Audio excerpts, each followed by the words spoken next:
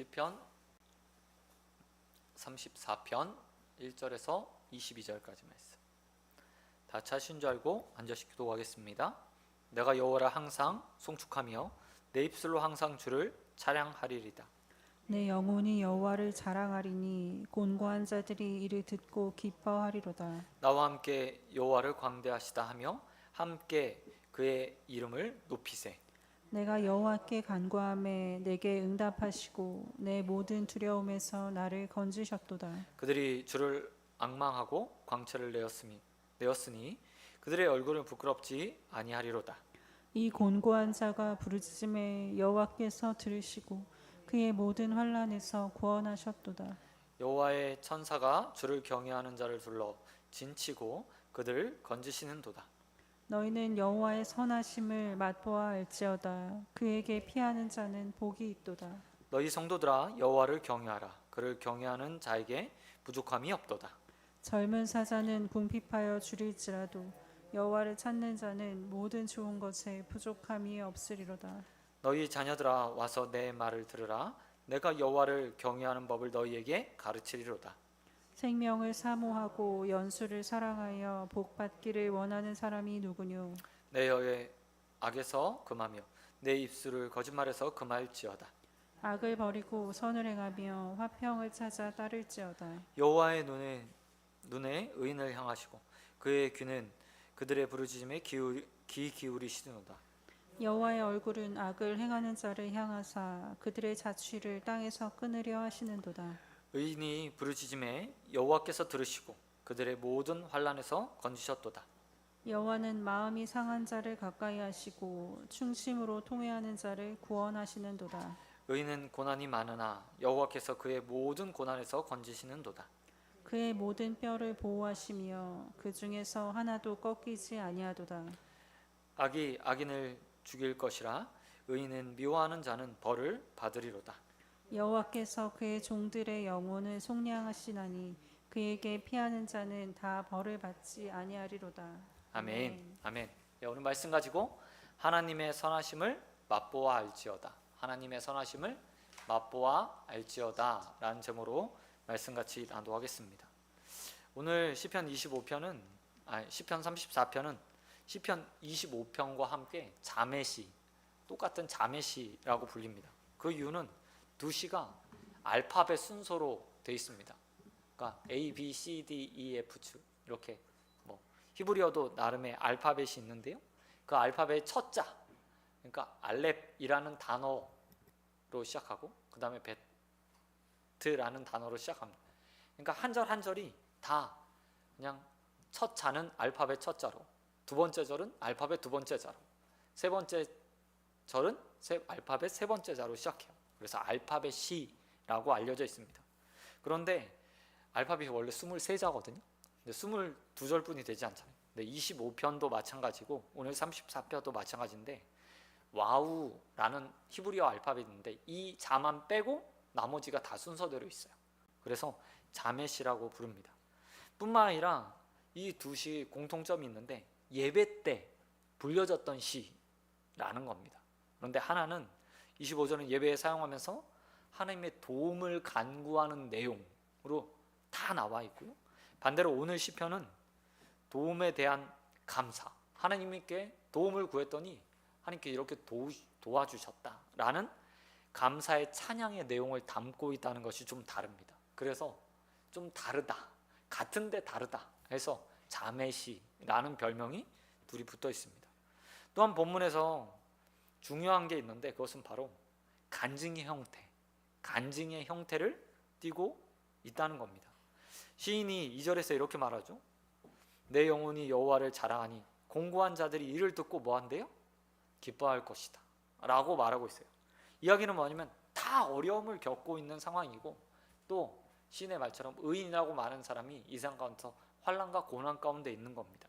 그런데 그렇게 고난당하는 자, 공고한 마음을 가지고 있는 자, 힘든 마음을 가지고 있는 자가 오늘 시인의 이야기를 들으면서 함께 여호와를 찬양하고 기뻐하고 즐거워하는 데까지 나아간다 라고 이야기하고 있어요. 그러면 어떻게 공고한 자들이 시인의 이야기를 듣고 즐거워하고 기뻐할 수 있을까요?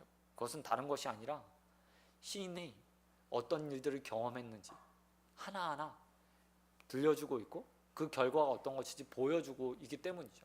그리고 이 시를 듣는 모든 자들이 그 시 가운데 나도 소망이 있구나, 나도 은혜 받을 수 있겠구나, 하나님께서 나 또한 건져줄 수 있겠구나 라고 깨달을 수 있도록 오늘 시편을 썼다고 합니다.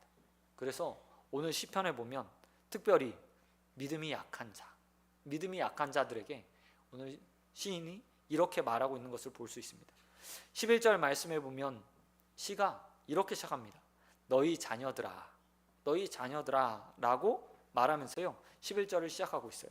그런데 이 11절에 자녀라는 단어가 옛날 한글 성경에는 소자, 어린아이라는 표현으로 써져 있습니다.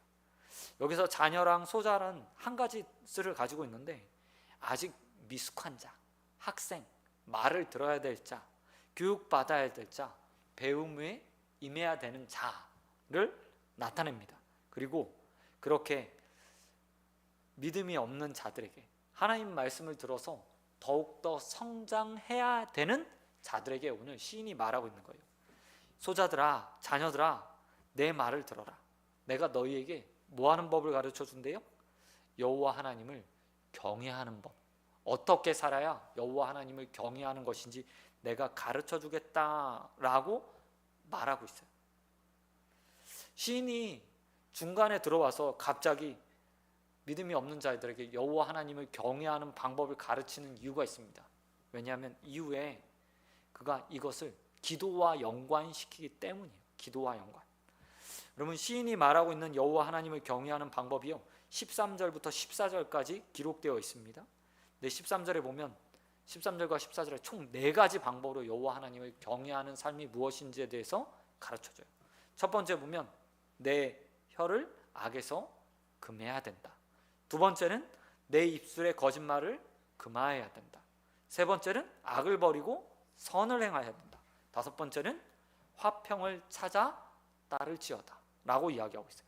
하나하나 잠깐 살펴보면 혀를 악에서 금한다 라는 말은요 악을 도모하지 않는다, 악을 도모하지 않는다라는 거예요. 여러분, 혀에서 악을 금한다, 이건 뭐예요? 다른 사람과 함께 혹은 내 입술을 가지고 악을 꾀하는 형태를 말하고 있는 거예요. 이것을 도모해서, 이것들을 생각해서 입 밖으로 내서 그것들을 실행하려고 하는 것. 다른 사람과 함께 야, 이거 좋지 않겠어? 이렇게 행하면 우리가 더 이득 보지 않겠어? 이렇게 하면 누군가를 빼앗지 않겠어? 라고 말하는 것. 그것이 바로 혀를 악에서 금한다 라는 표현이에요. 두 번째로 입술에 거짓말하지 않는다라는 말은 무엇입니까? 말 그대로 속이지 않는다 라는 의미가 담겨 있어요. 거짓말을 사람들이 언제 하죠? 위기를 모면하기 위해서, 때로는 자신의 것 더 많은 것들을 취하기 위해서 다른 사람들을 속일 수단으로 거짓말을 합니다. 근데 시인이 이렇게 말하고 있는 거예요. 그것은 여호와 하나님께서 좋아하는 삶이 아니야. 그건 여호와 하나님을 경외하는 삶의 방법이 아니야 라고 이야기하고 있어요. 세 번째로 시인은 뭘 하라고 합니까? 악을 버리고 선을 행하라 라고 이야기해요. 당연히 사람들은요 생각할 때 악한 삶을 살지 않는 것, 그것이 하나님을 경외하는 거고 잘 사는 방법이라고 생각해요. 내가 다른 사람보다 죄를 짓지 않는 것, 내가 법을 어기지 않는 것, 그게 선한 거지 라고 많은 사람들이 생각합니다. 그런데 시인은 여기서 멈추지 않고 한 걸음 더 나가는 것이 여호와를 경외하는 거예요. 그것은 악을 행하지 않는 것뿐만 아니라 뭘 해야 돼요? 적극적으로 선한 일들을 행하는 것, 그것이 바로 여호와 하나님을 경외하는 방식이라고 생각해요. 죄를 짓지 않는 것, 그 정도가 여호와 하나님을 경외하는 것이 아니라 여호와 하나님께서 말씀하신 말씀에 근거해서 선을 행하는 데까지 나아가는 것, 그것이 바로 우리의 의무이고 그것이 하나님을 경외하는 것이라는 겁니다. 여러분, 말씀을 보시기 바랍니다. 말씀에 하지 말라는 것만 있나요? 아니요, 그렇지 않아요. 행하라, 하라 라는 명령도 함께 있어요. 분명 금지의 명령이 훨씬 더 많습니다. 하지만 하라는 명령도 365가지 이상 된다고 그래요. 매일 하나씩 행해야 성경에 있는 하라는 말씀은요 다 행할 수 있을 만큼 많아요. 그리고 여호와를 경외하는 방식은 하나님 말씀, 하라와 하지 말라는 그 말씀들을 다 지켜 행할 때 완전한 경외가 나타나는 거죠. 그래서 시인이 말하고 있어요. 악을 버리는 것, 악을 행하지 않는 것, 거기서 그치지 말고 한 걸음 더 나가서 적극적으로 선을 행하는 삶을 살아야 된다라고 이야기합니다. 마지막으로 시인은 여호와 하나님을 경외하는 방법으로 평화를 따라 행하라 라고 이야기해요. 평화를 따라가는, 이것은 다른 말로 이야기하면 분쟁하지 않는 것, 다투지 않는 것.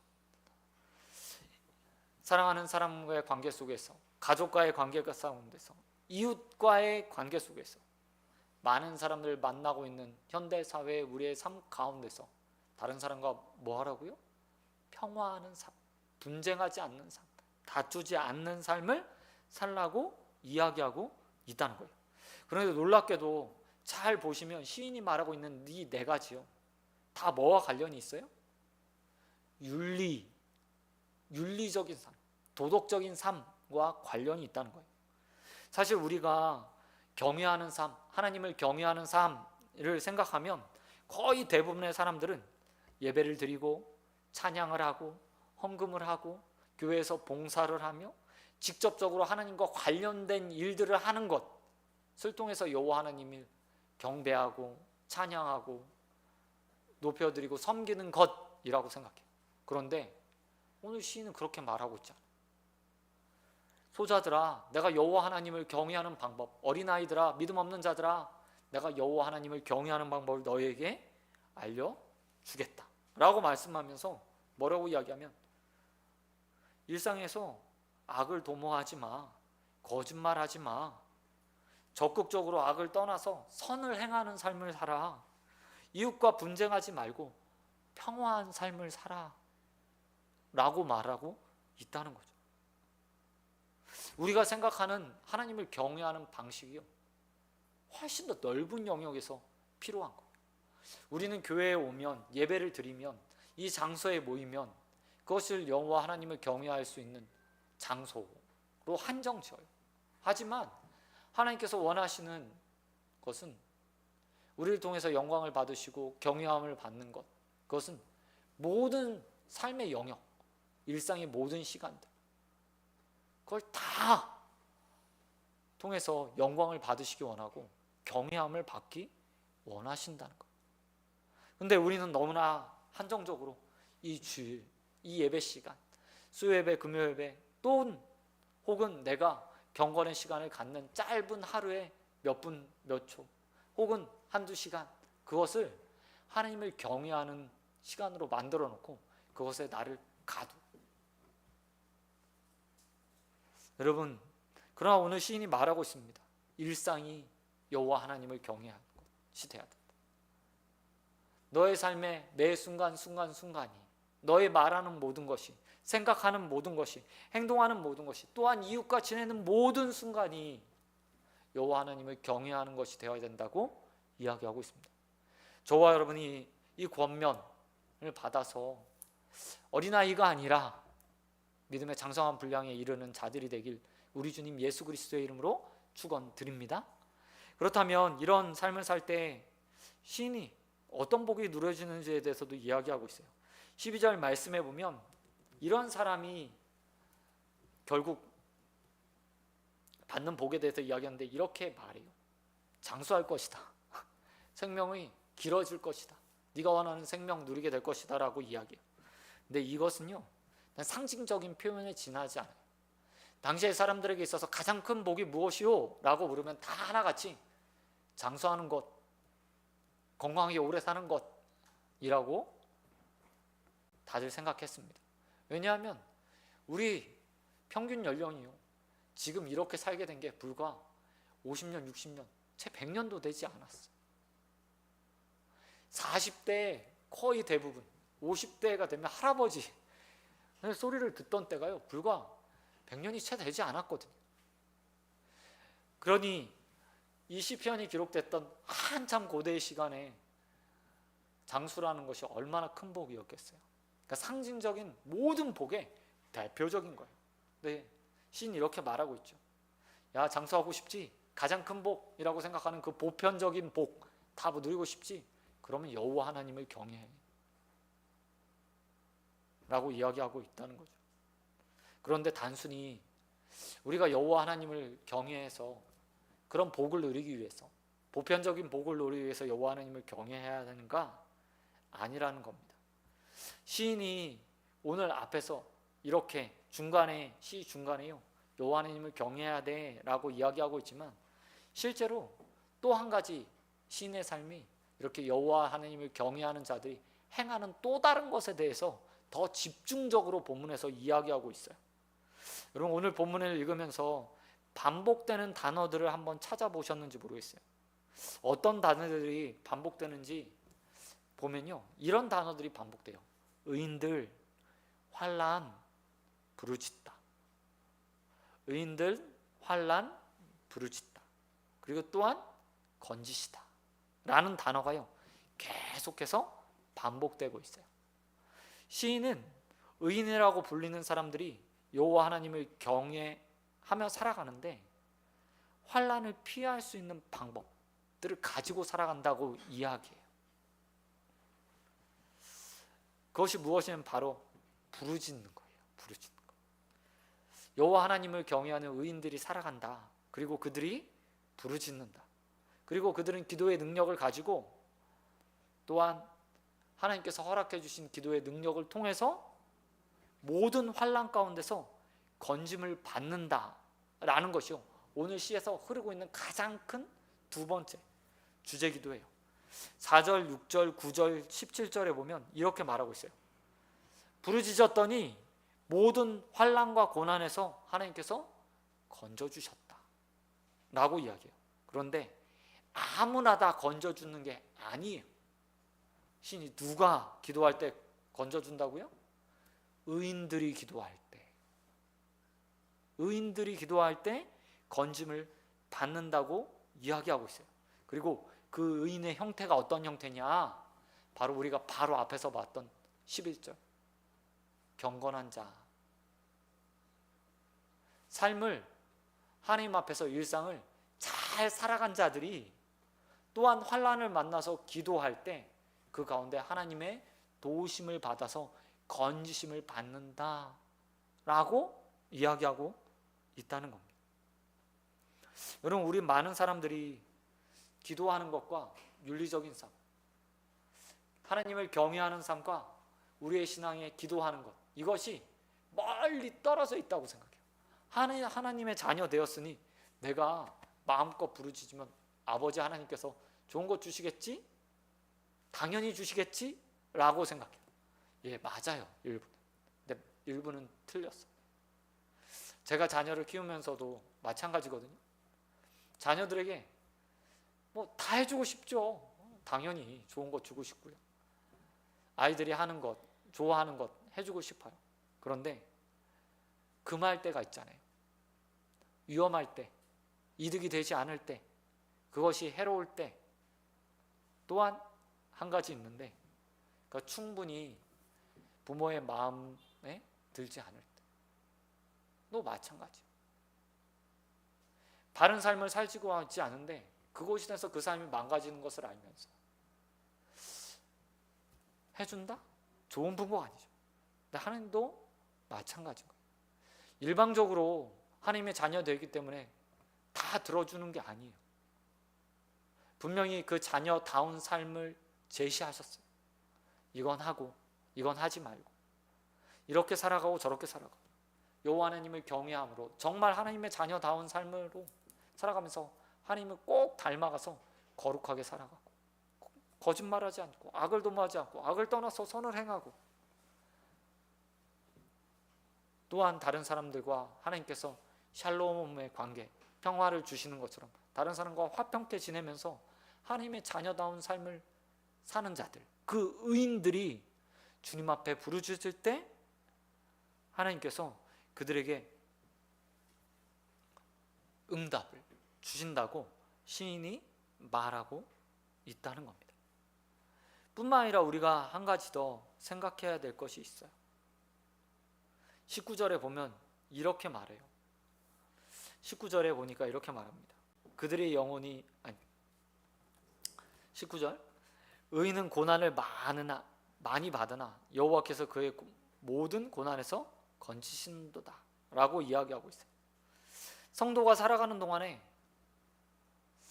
그냥 삶이 순탄하면 좋겠고 모든 것들이 다 피해가면 좋겠대요. 근데 오히려 의인으로 살면, 착하게 살면, 정직하게 살면, 다른 사람과 화평하게 살려고 하면 할수록 뭐 한대요? 더 많은 고난이 나온대요. 그게 당연한 거라고 이야기하고 있어요. 하지만 성도에게, 의인에게 어떤 무기가 있어요? 부르짖는 기도의 능력. 기도의 능력이 있는 거예요. 그리고 고난을 당하지만 그 가운데 부르짖음으로 어떻게 합니까? 건짐을 받으며 매일매일 승리하고 이겨나가고 때로는 고난과 환난을 피해가기도 하고 넘어가기도 하는 그런 은혜들을 누리며 살아간다고 이야기하고 있는 거죠. 예수님께서도 마태복음 7장 21절에 이렇게 말씀하셨어요. 나더러 주여 주여 하는 자마다 다 천국에 들어갈 것이 아니다. 다만 하늘에 계신 내 아버지의 뜻대로 행하는 자라야 들어갈 수 있다. 하나님 나라에 들어가는 것도 그런데 기도도 마찬가지죠. 그저 무조건 하나님께서 들어주는 게 아니라 우리의 삶의 일상이 정말 경건하여서 또한 하나님 보시기에 정말 하나님을 경외하는 모습이 나타날 때 그 가운데 하나님도 흔쾌히 우리를 기도의 능력 가운데 부르짖는 그 소리를 들으시고 그 능력을 우리에게 허락해 주신다는 겁니다. 여러분 그 사실들을 믿고 일상들을 살아갈 수 있게 되길 주님의 이름으로 축원드립니다. 한 주간 어떻게 사셨어요? 오늘 기도의 자리에 문제를 가지고 나오셨잖아요. 기도의 제목들을 가지고 나오셨어요. 그런데 주님이 정말 그 모든 환난에서 건져줄 만한 의인으로 시인의 말처럼 의인으로 의인의 부르짖음을 간구하는 모습으로 사셨는지 스스로에게 한번 질문하는 저녁이 되길 소원합니다. 오늘이요 한 분이 우리 전도 도와주시는 분인데요. 기도 제목이 하인숙 집사님 갑자기 찾아오셨어요. 전도하는 날도 아닌데 왜 오셨지? 그런데 기도 제목이 있어서 왔다고 상담할 게 있어서 왔다고 하시더라고요. 그러니까 앉아갖고 얘기를 하시는데 2주 전에 이렇게 검진을 했답니다. 네. 초음파를 했는데 가슴에 모양이 몽우리가 좀 이렇게 잡혀서 근데 모양이 안 좋다고 의사가 조직 검사를 해야 될 것 같다고 했대요. 겁이 나서 바로 못하고 일주일도 했는데 어제 결과가 나왔다고 합니다. 다행이라고 말하면 좀 그런데 다행히도 유방암 1기 때 발견이 된 거예요. 1.5cm짜리. 근데 그분이 상담하면서 이렇게 물으시더라고요. 제가 뭘 잘못해서 이런 병에 걸린 걸까요? 나름의 고민들이 있는 거죠. 죄책감들이 남아있는 거예요. 혹시 내가 나도 모르는 사이에 범죄한 것은 아닌가? 라고 생각하신 거예요. 사실 좋은 거기도 한데 사실 좀 나쁜 거기도 하죠. 그렇게 생각하는 게 그것 때문에 꼭 그런 일이 생겼겠습니까? 그래도 그 마음이요. 혹여나 내가 하나님 앞에서 죄 지은 것은 아닌가? 라고 생각하는 그 마음이 어쩌면 우리에게도 필요한 것은 아닌가 생각해요. 일상을 살아가면서 우리는 어떤 계기를 만나기 전까지 내가 죄인인가? 내가 죄 짓는 건 아닌가? 라고 잘 생각하지 않아요. 그래도 나름 신앙생활을 하고 있고 열심히 예배 참석하고 헌금도 하고 봉사도 하니 잘 가고 있다라고 많은 사람들이 생각하고 그런데 오늘 시인이 말하고 있어요. 일상의 삶에 의인 삶이라고 부를 만큼 경건한 삶, 또한 그 가운데 하나님께 부르짖음으로 응답받을 수 있는 많은 삶을 살았는지 살피고 또 살피라고 이야기합니다. 저와 여러분도 그렇게 삶을 살피고 매일매일 살아가길 주님의 이름으로 축원드립니다. 그런가 하면 마지막으로 오늘 시인이 우리에게 이렇게 말하고 있어요. 다 좋은데 이거 시인의 간증이잖아요. 그 간증 듣고 의인으로 살면 하나님께서 구원해 주시는구나, 환난에서 건져 주시는구나 라고 생각만 하지 말라고 이야기합니다. 오늘 시 가운데서 가장 중요한 부분이 있는데 그게 바로 오늘 말씀에 기록한 8절, 제목이기도 한 8절입니다. 8절에 보면 시인이 이렇게 말해요. 너희는 여호와의 선하심을 뭐래요? 맛보아할래요. 맛보아알다. 이게 무슨 의미입니까? 맛보다는 의미가 뭐죠? 경험하는 거예요. 맛을 봐야 맛을 알죠. 그렇죠? 아무리 어떤 음식에 대해서 설명을 해도 예측은 할 수 있지만 그 맛이 정확하게 어떤 맛인지 알 수가 없어요. 오늘 시인이 이렇게 얘기하고 있는 거예요. 내 간증 잘 들었지?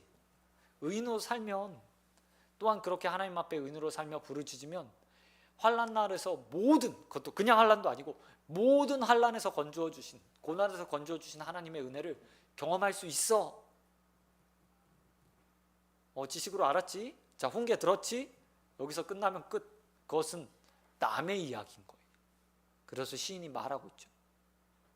그러니까 좀 맛보아 경험 좀 해봐. 여러분, 기도의 능력, 하나님의 구원의 은혜, 남의 이야기가 되지 않기를 소원합니다. 적극적으로 우리도 하나님의 은혜들을 받아야죠.